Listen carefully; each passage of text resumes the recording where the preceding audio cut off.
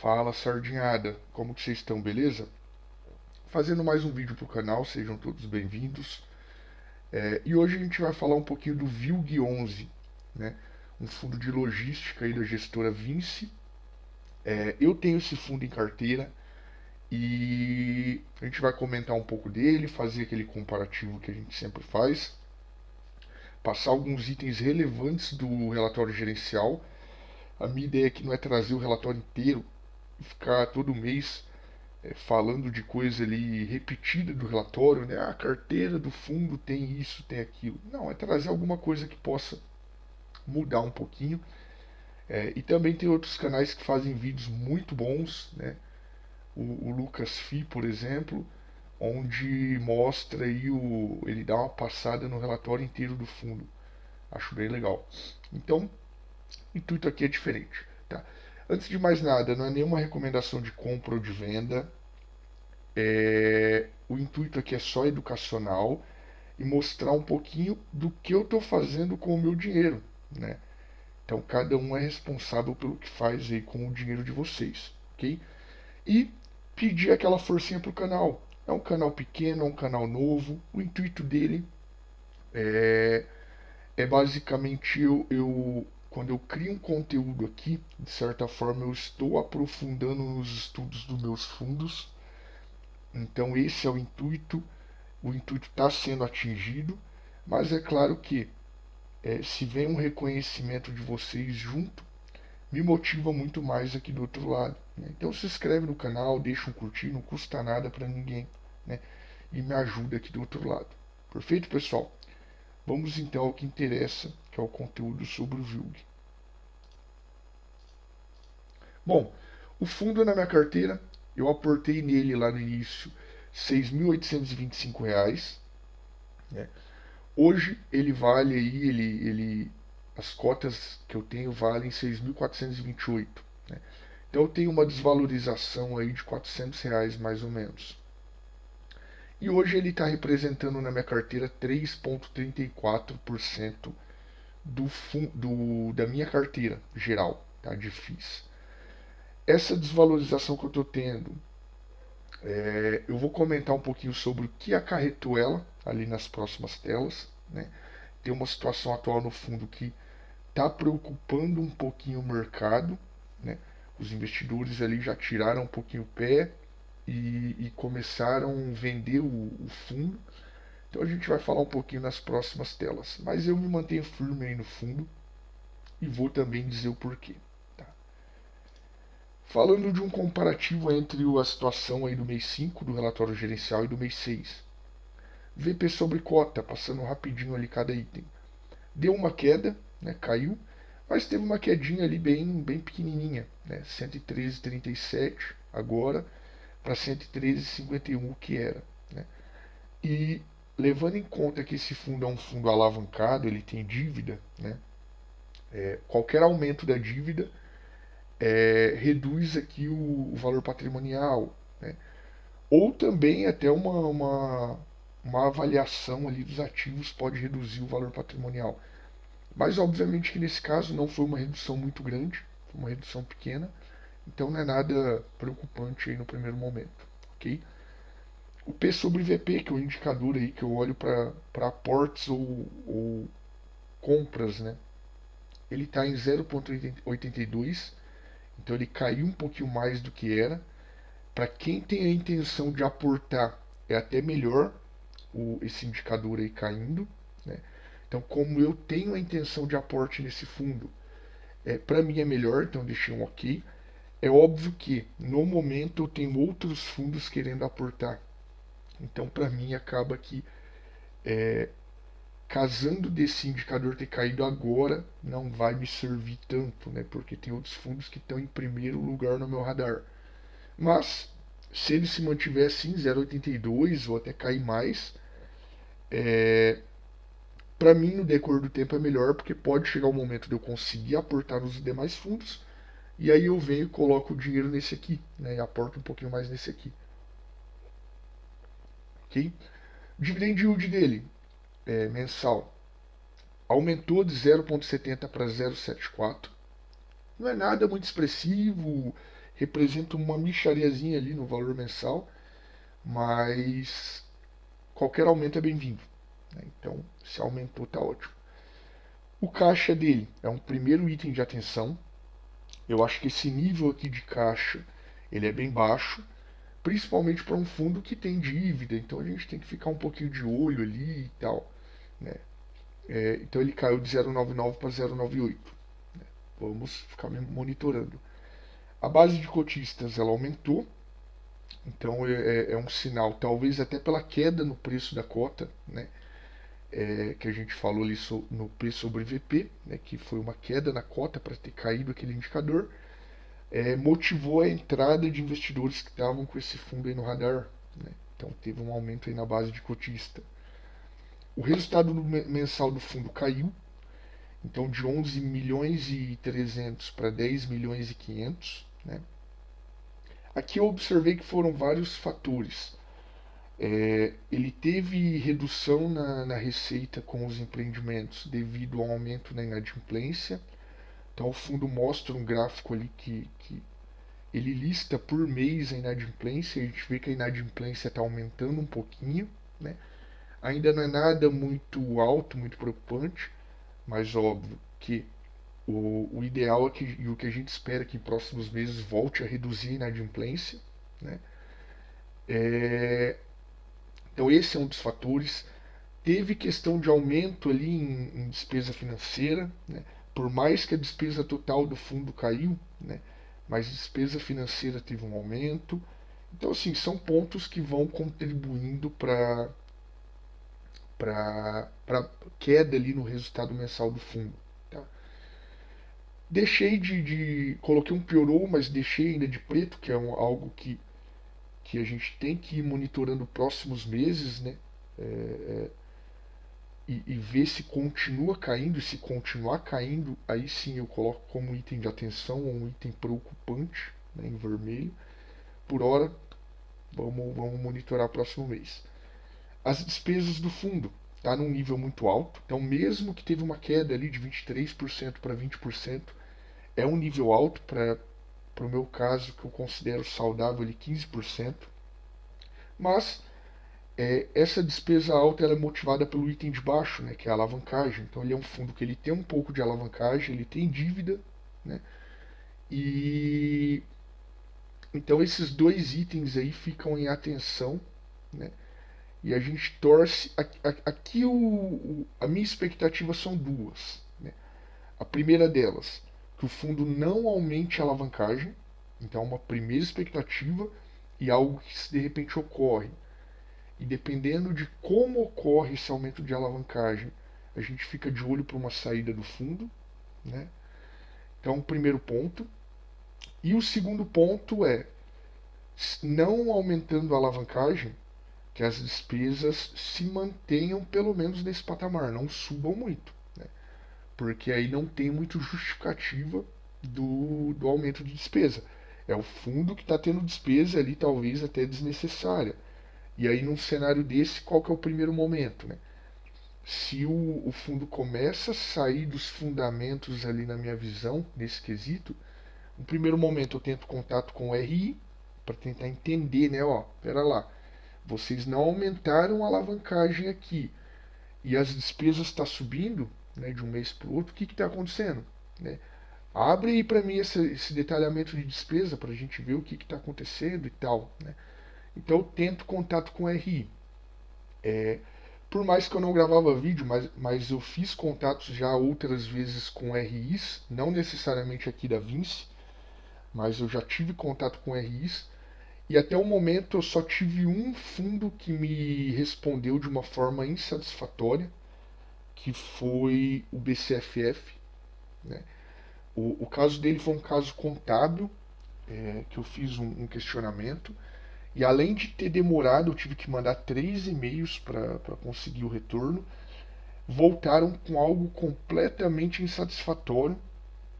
E quando chegar um vídeo desse fundo eu vou comentar talvez um pouquinho mais. Mas é um fundo que está no meu radar, que na primeira oportunidade eu deixo ele, né? E, e é isso. Se acontecer alguma coisa nesse sentido nesse fundo, eu tento questionar o RI, tento entender para ver se perdeu o fundamento para mim ou não. Tá.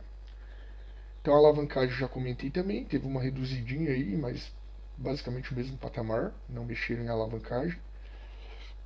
A concentração, ele é um ativo que ele não é muito concentrado, né?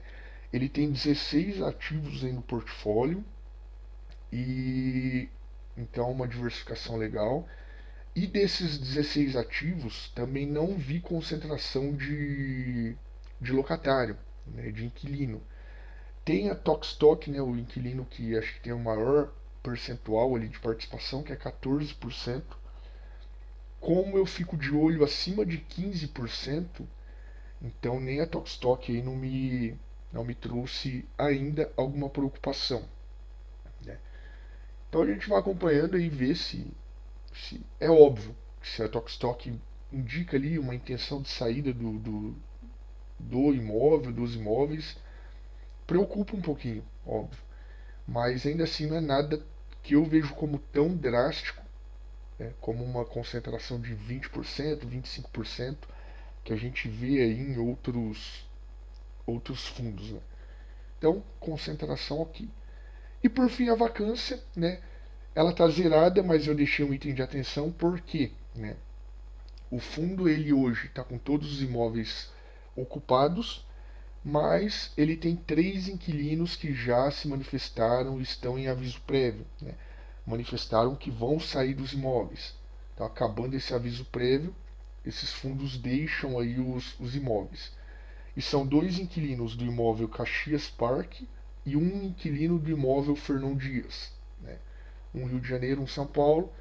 E, e óbvio, é esse o motivo da cota do fundo ter caído bem, né?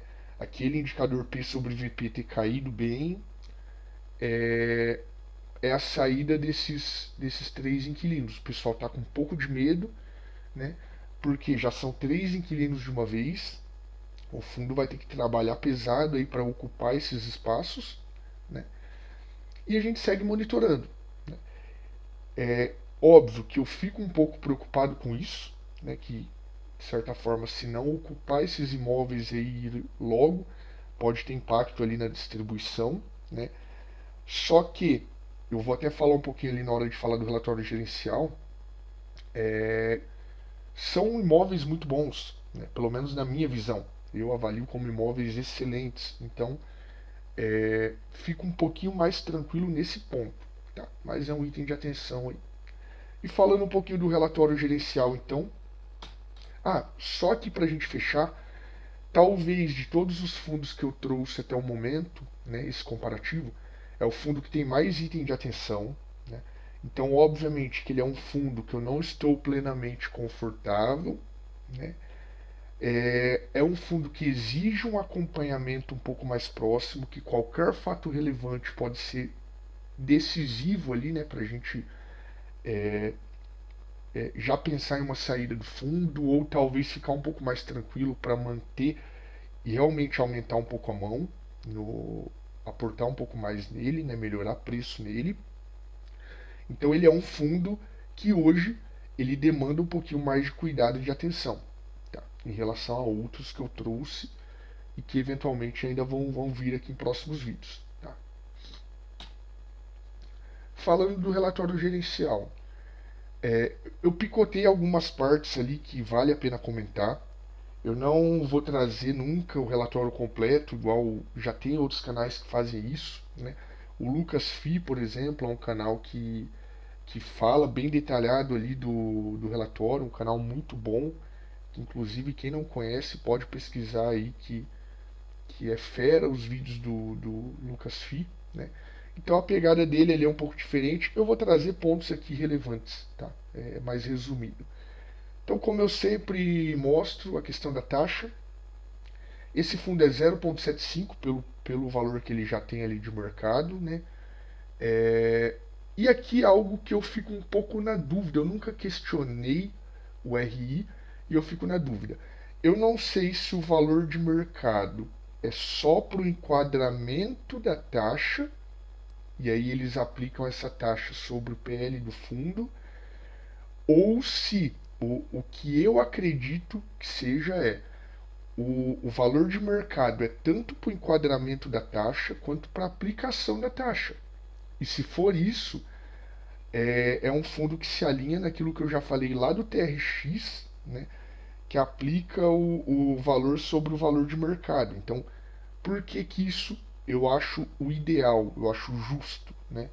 Porque se o fundo ele aplica a taxa de gestão dele, de administração, ou que seja, sobre o valor patrimonial, né, ele pode fazer a lambança que for lá, a cota dele reduzir 90%, né, que ele ainda vai estar ganhando dele.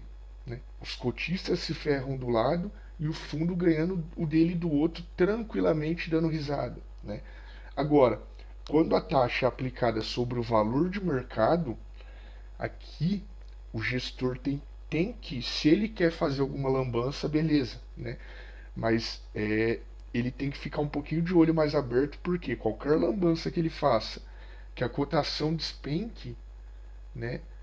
Ele vai estar perdendo dele também. Então o cotista perde, mas a gestão também perde do outro lado. Então assim, eu gosto muito, me agrada muito, e eu sou a favor de todos os fundos migrarem para a cobrança da taxa deles pelo valor de mercado e não o valor de PL. Né? O fundo passa a negociar com ágio, né? O valor de mercado passa a ser superior ao valor de PL, o fundo vai ganhar um pouco mais. É mérito dele. Se tá negociando com ágio, a galera está motivada a pagar, comprar um fundo com ágio, é sinal que o trabalho está sendo muito bom. Então talvez não precisaria nem de taxa de performance. Isso já seria a taxa de performance. Ele vai estar ganhando mais porque a cotação está muito valorizada. Né? Então, sou a favor da cobrança pelo valor de mercado. Não sei se todo mundo concorda, mas essa é a minha visão. Tá? Outros itens aqui que o fundo colocou como destaque no relatório gerencial. Extensão contratual do CDI Cachoeirinha. Então aqui eles fizeram um aditivo contratual com um dos inquilinos, né, onde nesse aditivo foi estendido a locação de 2026 para 2027. Né? É uma modalidade atípica ali. Porém, mais no decorrer do fundo eles colocam um detalhamento dessa operação e para ocorrer essa operação de aditivo também teve uma situação onde o fundo ele deu eles usam até um termo lá diferente, mais gourmet, digamos assim, né? Mas eles liberaram uma mesadinha pro inquilino. Né? Agora, então, por exemplo, vai ter um valor, que é um valor que o inquilino já teria que pagar, que ao invés de vir para o fundo, o inquilino vai poder usá-la para melhoria no imóvel, para adequação do imóvel, né? Se tiver alguma área do imóvel que precise ser adequada para a necessidade do inquilino, é esse valor que ele vai usar. Então, de certa forma, é assim, é uma espécie, pelo que eu entendi, de um descontinho prévio para o inquilino, óbvio que usado no imóvel, para adequação do imóvel. Então, para nós é bom ali que está, de repente, até melhorando o nosso imóvel. E aí, para acontecer isso agora, né, fez um aditivo de mais um ano ali de contrato. Então, pelo que eu entendi, foi mais ou menos essa jogada. Tá? Só que no relatório, o fundo citou que essa mesadinha aí pro inquilino não vai refletir, não vai pesar para a gente no financeiro do fundo. Então talvez a gente não tenha impacto. Tá? Dividend yield anualizado de 8,9 e também a faixa de rendimento, né, de 0,70 a 0,73. Né? Ele já mostra até uma previsibilidade para próximos meses. Eu acho isso bem legal. Outro dado aqui relevante que eu achei, eles colocaram um vídeo, fizeram um vídeo que eu achei muito legal do galpão Caxias, né, que é o galpão que está com 2 inquilinos para sair. Todo mundo que é cotista ou tem interesse, assiste, entra no relatório e assiste esse vídeo. O galpão é lindo, é fantástico, é gigante, é enorme. Eu mesmo, como cotista, eu vendo aquilo ali, né, aquele vídeo, cara, me agrada demais, me agrada muito. Então, fica aqui de ressalva para quem quiser ver e dar uma olhada, né? Aqui também mostrei do outro lado o guidance de previsão de distribuição, né, de 0,70 a 0,73. Isso nos dá uma previsibilidade muito boa para poder nos programarmos aí com o dinheiro e coisa do tipo. Então acho bem legal quando o fundo traz isso. Tem a questão da dívida, como eu citei, né, e também mostro nessas picotadas aqui do relatório. Então ele é um fundo que ele tem dívida, são dívidas ali longas, né, janeiro de 2031 e novembro de 36, mas a gente tem que ir monitorando aí para ver como que o fundo lida com isso. Não está muito detalhado ali, né, e a gente tem que ir acompanhando para ver os desdobramentos e óbvio, né, é até melhor que o fundo faça alguma emissão ali, quite dívida, venda algum imóvel, quite dívida, enfim. Quanto menos a alavancagem, melhor. Mas vamos acompanhando aí os desdobramentos. Só espero que não se faça mais dívida, né? E aumente aí a alavancagem. Tá? E a inadimplência líquida média, como eu citei, né, ele coloca esse gráfico, então a gente vê que está um dos maiores patamares ali que já teve, 2,49, desde julho de 2021, é o maior patamar de inadimplência, né, agora. Então a gente espera, a gente torce para que reduza novamente esses patamares. E aconteça até o que aconteceu em alguns meses ali, né, o patamar negativo. Certamente inquilino que estava com dívida em aberto que quitou meses anteriores. Né? Então torcer para que em próximos meses isso aconteça e quem sabe o fundo distribua um pouquinho mais ou reter um pouquinho de lucro lá também para manter aquele guidance bem estabilizado, ok? E é isso, pessoal. Não tem muito ali sobre o relatório gerencial. Os ativos todos ocupados, bem diversificado. Sugiro aí quem quiser dar uma olhadinha no relatório gerencial para ver essa parte de ativos, né? Eu me mantenho no fundo, principalmente por aquilo que eu citei. Por mais que tem dois inquilinos ali do Rio de Janeiro, assistam aquele vídeo, é um vídeo muito bom, dá uma visão, cara, é fantástico a área lá, muito bem estruturado, muito bem planejado, a localização não é ruim, então a gente acredita que mesmo com a efetivação da saída desses inquilinos, não demorará muito para ocupar o espaço, né? E por isso eu sigo confiante na tese aí, pelo menos para mim não sai dos fundamentos, né? Lembrando que, óbvio, nem todo mundo tem essa visão, eu tenho uma visão um pouco mais empreendedora, então eu, mesmo que preciso for ali ficar alguns meses com espaço vago, com queda de distribuição, eu tenho essa visão de negócio que eu sei que acontece e é necessário. Então, enquanto não perde as teses principais aí do empreendedorismo, para mim eu me mantenho firme e forte, e quando perder, a gente já se programa para deixar ali o fundo, mas na minha visão, pelo menos para mim, não é o meu momento ainda, ok? Obrigado a todos, bons investimentos, dá uma força pro canal, estamos junto aí na luta contra o mercado e essa batalha intensa aí que é diária, ok? Valeu pessoal, abraço!